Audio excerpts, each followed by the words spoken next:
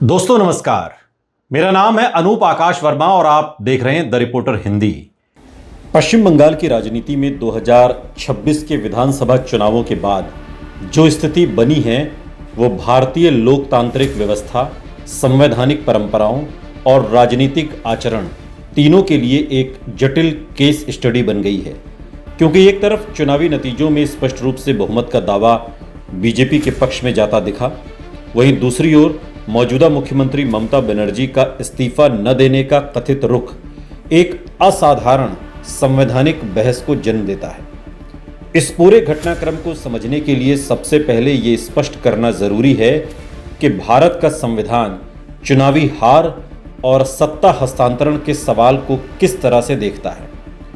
क्योंकि आम धारणा के विपरीत हार के तुरंत बाद इस्तीफा कोई दंडात्मक कानूनी बाध्यता नहीं, बल्कि एक स्थापित लोकतांत्रिक परंपरा है जो ब्रिटिश संसदीय प्रणाली से विकसित हुई है और भारत में भी उसी भावना के साथ लागू होती है। संविधान के अनुच्छेद 164(1) के अनुसार मुख्यमंत्री राज्यपाल को प्लेजर यानी संतोष पद पर बने रहते हैं, लेकिन इस प्लेजर का वास्तविक अर्थ विधानसभा में बहुमत से जुड़ा होता है, न कि व्यक्तिगत पसंद से। इसलिए जैसे ही कोई मुख्यमंत्री बहुमत खो देता है, उसका पद पर बने रहना व्यावहारिक रूप से अस्थिर और संवैधानिक रूप से संदिग्ध हो जाता है। हालांकि यह अपने आप में आपराधिक नहीं होता। यही कारण है कि यदि कोई मुख्यमंत्री, जैसे इस परिदृश्य में ममता बनर्जी, इस्तीफा देने से इनकार भी कर दें तो पुलिस द्वारा तत्काल गिरफ्तारी का कोई प्रावधान नहीं बनता, क्योंकि भारतीय दंड संहिता या किसी अन्य आपराधिक कानून में इस्तीफा न देना अपराध की श्रेणी में नहीं आता। और इसलिए कानूनी विशेषज्ञ बार बार ये स्पष्ट करते हैं कि ये मामला क्रिमिनल लॉ नहीं बल्कि कॉन्स्टिट्यूशनल प्रोसेस का विषय है। लेकिन इसका यह अर्थ भी नहीं है कि ऐसी स्थिति में मुख्यमंत्री अनिश्चित काल तक सत्ता पर बने रह सकते हैं, क्योंकि यहां राज्यपाल की भूमिका निर्णायक हो जाती है और राज्यपाल के पास कई संवैधानिक विकल्प उपलब्ध होते हैं। पहला, मुख्यमंत्री से विधानसभा में बहुमत साबित करने के लिए कहना, फ्लोर टेस्ट, जो कि सुप्रीम कोर्ट के कई ऐतिहासिक फैसलों जैसे एस.आर. बोम्मई केस में स्थापित सिद्धांत है कि बहुमत का परीक्षण सदन के भीतर ही होना चाहिए।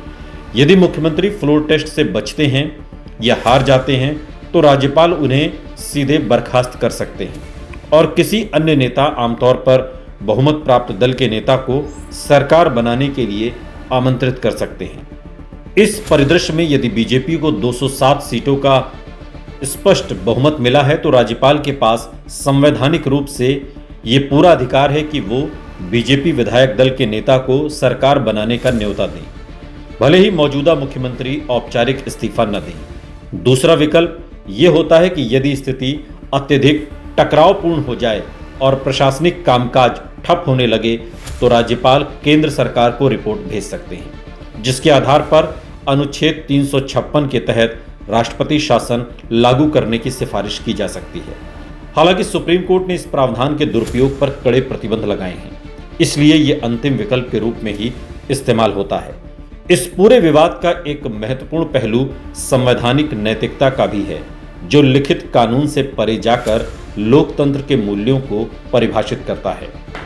Doctor B R. अम्बेडकर ने संविधान सभा में कहा था कि संविधान कितना भी अच्छा क्यों ना हो, यदि उसे चलाने वाले लोग उसकी भावना का सम्मान नहीं करेंगे तो वो असफल हो सकता है। और यही बात इस परिस्थिति में लागू होती है, क्योंकि चुनाव में हार के बाद सत्ता छोड़ना लोकतंत्र की आत्मा है, न कि सिर्फ एक प्रक्रिया। 2021 के पश्चिम बंगाल चुनावों का उदाहरण भी यहां प्रासंगिक है, जब कई एग्जिट पोल्स ने बीजेपी की जीत का अनुमान लगाया था, लेकिन अंतिम नतीजों में ममता बनर्जी की पार्टी ने 200 से अधिक सीटें जीतकर सत्ता में वापसी की थी, जिससे ये स्पष्ट होता है कि एग्जिट पोल और वास्तविक परिणामों के बीच अंतर हो सकता है। लेकिन एक बार जब आधिकारिक नतीजे घोषित हो जाते हैं तब उन्हें स्वीकार करना ही लोकतांत्रिक व्यवस्था की मजबूती का संकेत होता है।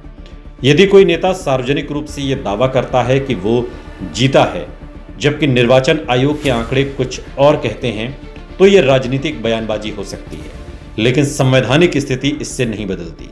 क्योंकि भारत में चुनावी नतीजों की अंतिम प्रामाणिकता निर्वाचन आयोग के पास होती है।